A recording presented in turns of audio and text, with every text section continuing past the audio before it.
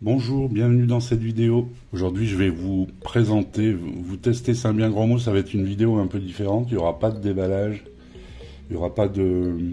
ce sera pas comme d'habitude avec deux vidéos. Donc ici je vais vous faire un déballage, présentation et puis test en même temps. Donc c'est un téléphone étonnant, vous avez peut-être entendu parler, vous avez peut-être vu quelques vidéos des collègues. D'ailleurs il m'a été prêté par un de ses collègues, il m'a été prêté par Smart Yvon, que je remercie. Je vous mettrai le lien de sa chaîne ici puis, ou dans la description. Enfin, dans la description, elles y sont toutes, hein, les potes de la Youtosphère, que je salue. Donc voilà, un modèle étonnant. Étonnant par ses spécifications. Il est vraiment très complet en spécifications, mais à un prix très abordable. Il doit être dans les 160 € sur AliExpress. Par contre, on ne le trouve pas sur le marché français. C'est un téléphone qui est normalement destiné, on va dire, plus au marché africain. Russe aussi un peu, j'ai lu, mais plutôt africain. L'Afrique subsaharienne. Mais c'est un téléphone... qui concurrence largement des marques comme Xiaomi. Je vais vous expliquer tout ça pendant cette vidéo. Alors donc, je vais vous faire un pseudo déballage. Hein. Donc vous voyez déjà qu'il y a une coque. Alors, la boîte est assez jolie. Bon, quand elle n'est pas abîmée. Vous avez des documents avec des autocollants, une protection écran qui est fourni, des autocollants, une carte de garantie, l'extracteur de SIM, un chargeur de 33 watts, donc une charge rapide. Vous pouvez charger 70% en 30 minutes. Et vous avez un cordon USB, un câble USB de type C. Donc voilà pour ce qui est du contenu. On va faire comme d'habitude, comme si je faisais un test. Hein. Donc on va commencer par l'écran. Alors l'écran, c'est un écran de grande taille, c'est un écran de 6,85 pouces.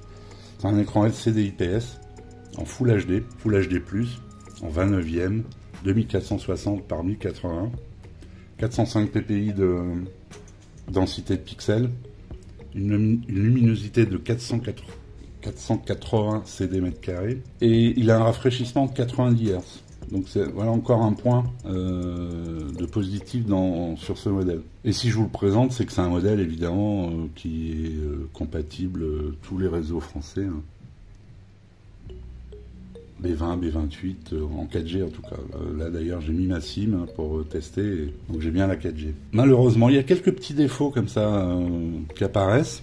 Mais sinon, globalement, surtout pour le prix, on en parlera plus tard, mais c'est un 8 Go, 128 Go de stockage. Voilà, c'est un 5 touches. Ça, c'est dommage parce qu'on est, comment dire, il a tout d'une grande marque, parce qu'il est super bien construit. Donc, de toute façon, j'ai fini pour l'écran, donc on va passer au design.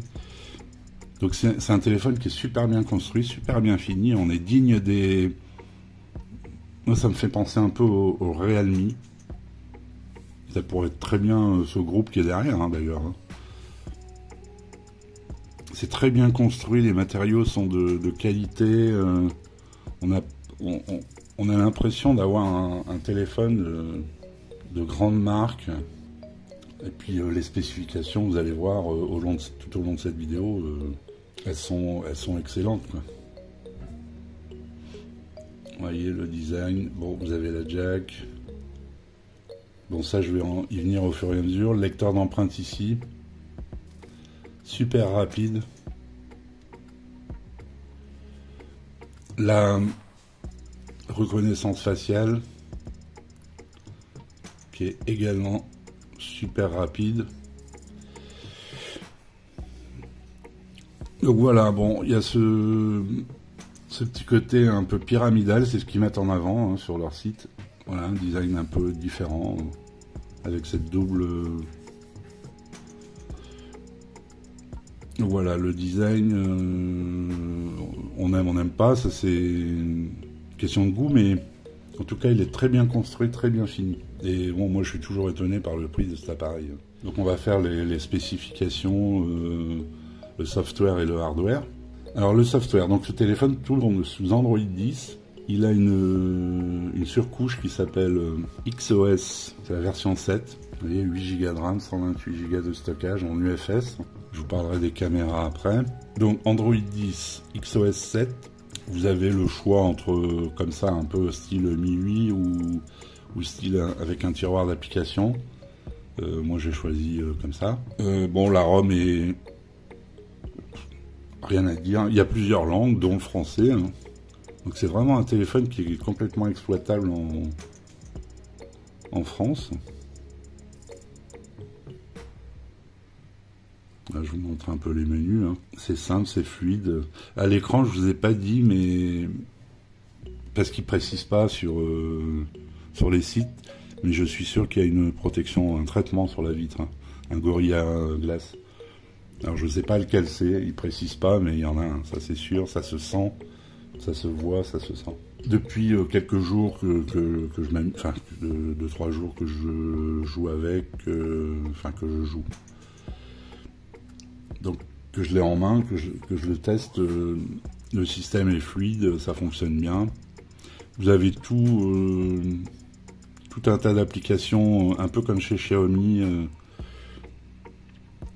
les calculatrices, bloc-notes, enfin tout ce genre d'applications, un logiciel de sécurité, des thèmes, un nettoyeur, il y a toute une panoplie d'applications utiles. Hein. Il y en a certainement quelques-unes inutiles, mais comme le Xclub, Xshare, c'est sûrement pour faire des transferts, mais je pense qu'il faut que ce soit entre la même marque. C'est agréable.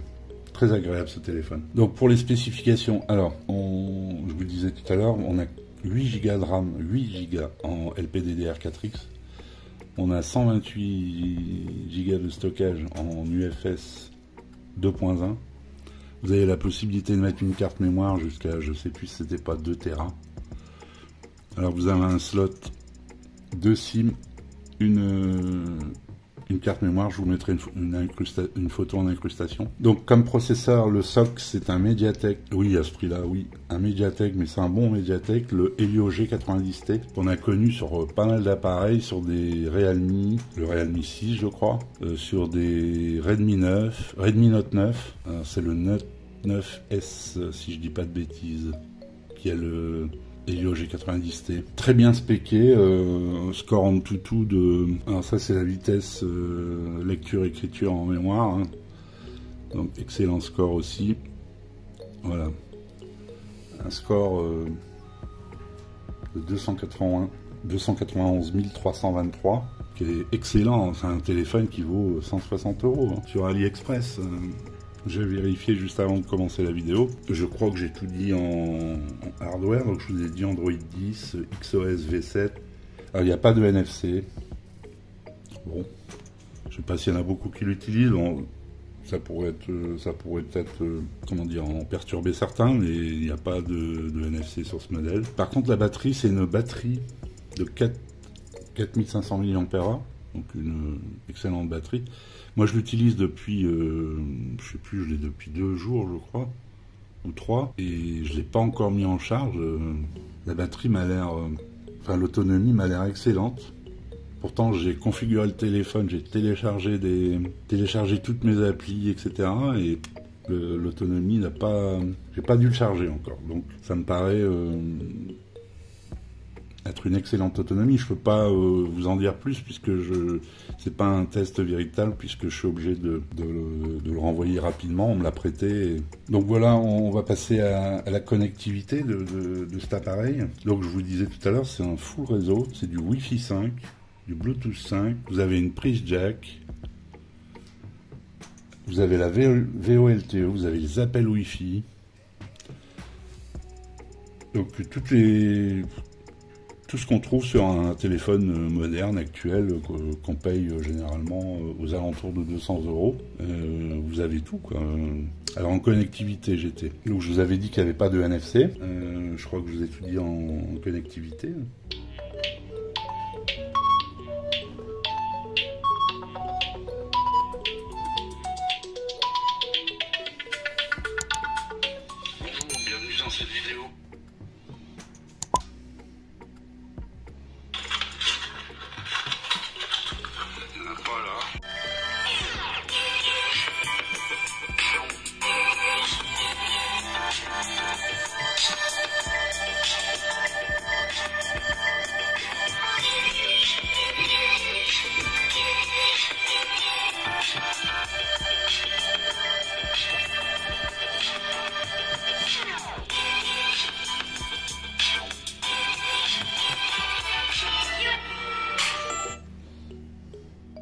on va passer à la photo. Et là, il y a un gros morceau quand même, parce que vous avez un quadruple capteur arrière et vous avez un double capteur avant. Alors, on le voit pas bien ici. Je vais voir si je peux mettre un autre fond d'écran, quelque chose de plus clair. Voilà, là on voit mieux. Donc vous avez un double capteur incrusté dans l'écran, un poinçon quoi. Et vous avez même un flash ici. Alors je vais essayer de vous montrer ça.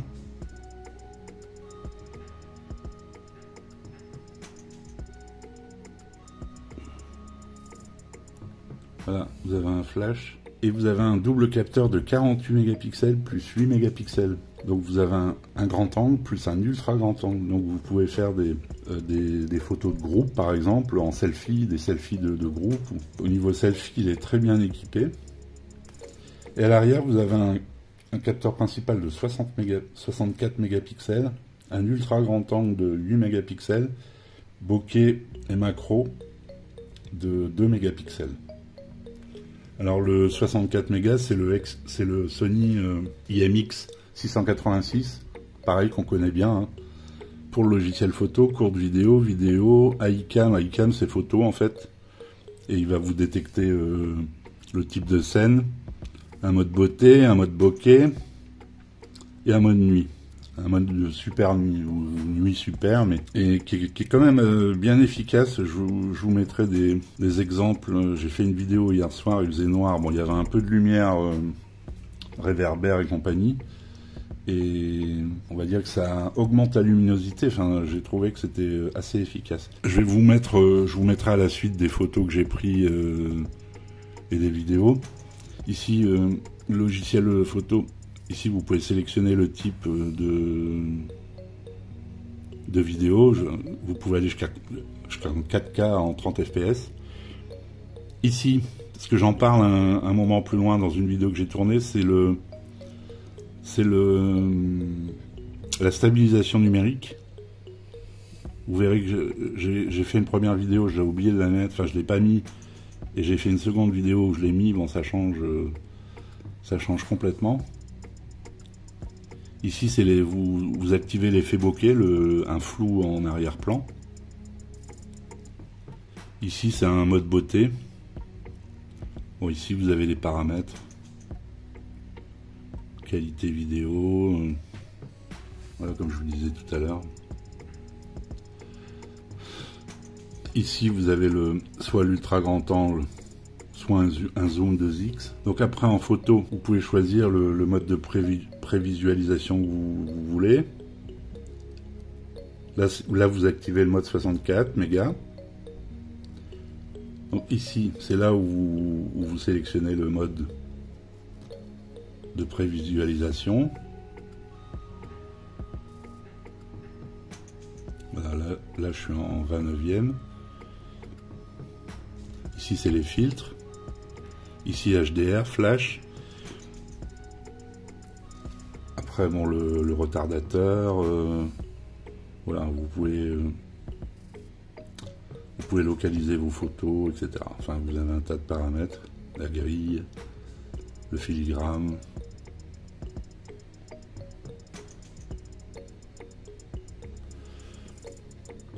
Voilà, en mode photo, c'est bien complet et vous verrez, je vais vous mettre des photos, vous verrez que c'est pas mal du tout.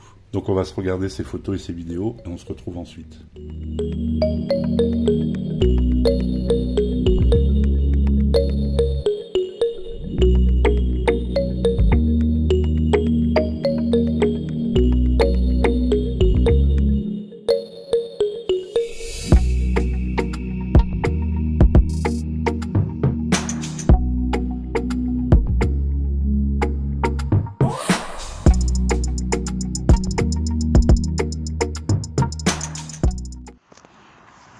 Test en vidéo, 1080.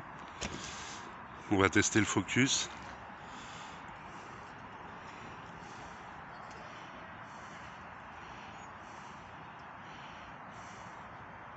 Le focus se fait bien.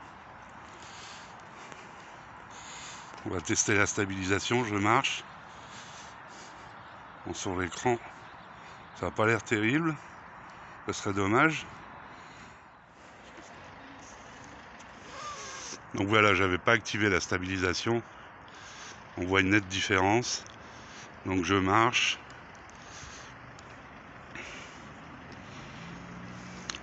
Ouais, ça n'a plus rien à voir. Donc il y a un bouton au-dessus, je vous le montrerai.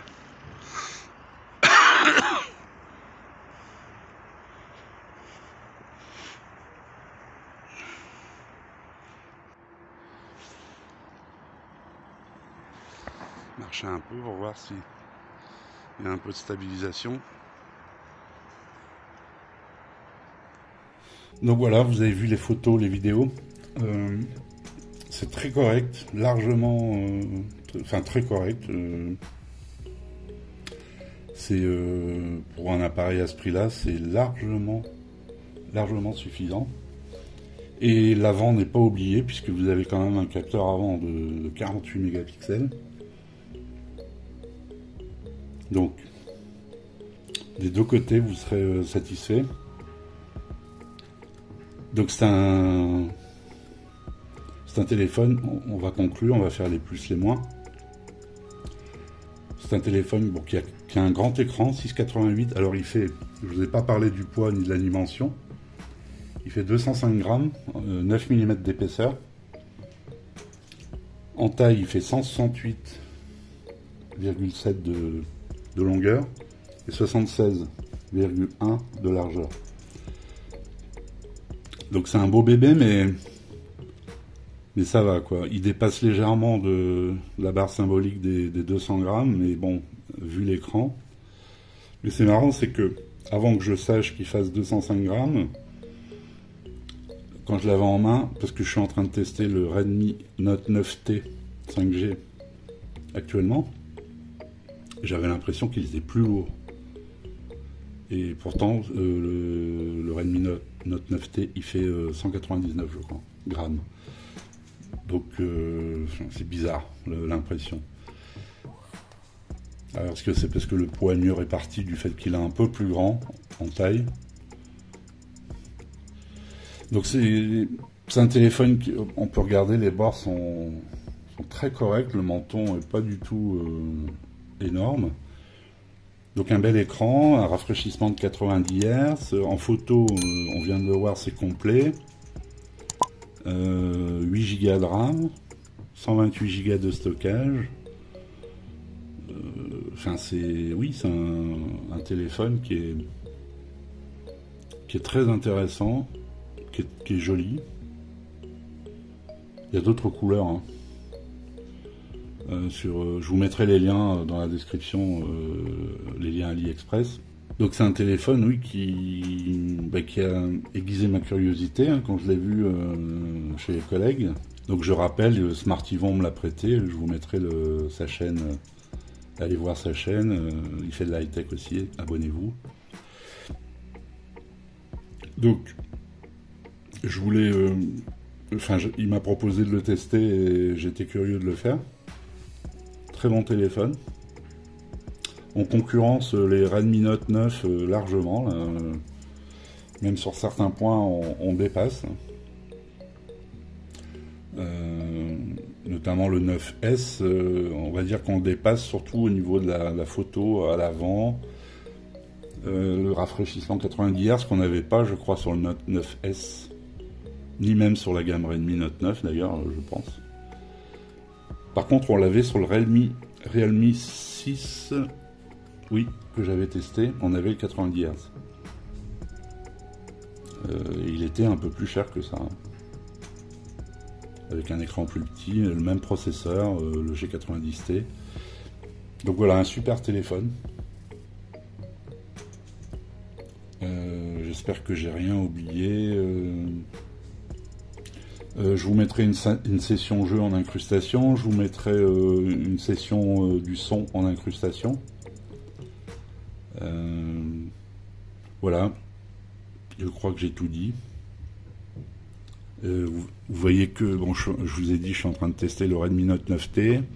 Je viens de recevoir une montre qui répond aux appels téléphoniques quand vous recevez un appel. Vous pouvez répondre avec, elle a un haut-parleur, un micro, etc. On va voir tout ça ensemble. Abonnez-vous, comme ça vous verrez la vidéo quand elle sortira. Allez, ciao.